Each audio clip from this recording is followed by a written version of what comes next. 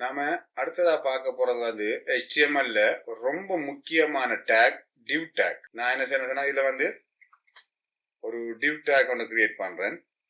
div சொல்லி ஒரு take ஒன்று கிரியேட் பண்றேன். கிரியேட் பண்ணி அதுக்குள்ள ஒரு பேராகிராஃப் டேக் ஒன்று கிரியேட் பண்ணி அதுக்குள்ள வந்து டைப் பண்றேன் learn basic HTML சொல்லி நான் இதில் டைப் பண்றேன். இன்னொரு பேராகிராஃப் ஒன்று டைப் பண்றேன். அதுக்குள்ளே பாத்தீங்கன்னா இதுல வந்து நம்ம மேலுக்கு இருக்கிறத வந்து டிலீட் பண்ணுவோம். இது தேவையில்லை நமக்கு. இப்ப அதை பார்த்துட்டோம். இப்ப இதுல வந்து ஒரு div டேக் ஒன்று கிரியேட் பண்ணி அதுக்குள்ள வந்து ரெண்டு பேராகிராஃப் ஆட் பண்ணிருக்கேன். இதை வந்து பாத்தீங்கன்னா சொன்னா லேர்ன் பேசிக் HTML சொல்லி போட்டிருக்கேன். அடுத்தது வந்து அடுத்த பேராகிராஃப் வந்து சப்ஸ்கிரைப் கோட் வித் ஃபாசில் சொல்லி போட்டிருக்கேன். சரியா? இப்ப இந்த div டேக்கோட வேலை என்னன்னு சொன்னா இந்த ரெண்டு பேராகிராஃபையும் வந்து ஒரு குரூப்பா வச்சிருக்கிறது.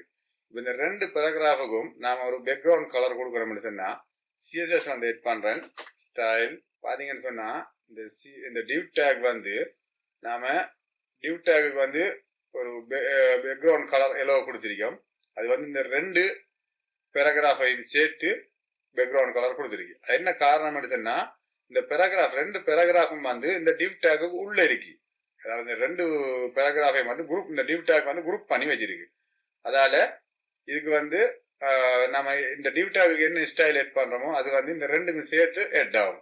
இதுக்கு வந்து இந்த பேராகிராஃபுக்கு வந்து நாம கலர் மாற்றுவோம். லேர்ன் பேசிக் HTML மட்டும் ரெட் கலர்ல மாறிருக்கு. என்ன காரணம்னு சொன்னா அது வந்து இந்த பேராகிராஃப் ஸ்பெசிபிக் பேராகிராஃபை வந்து நாம மென்ஷன் பண்ணி ஃபோன் கலரை மாத்திருக்கோம்.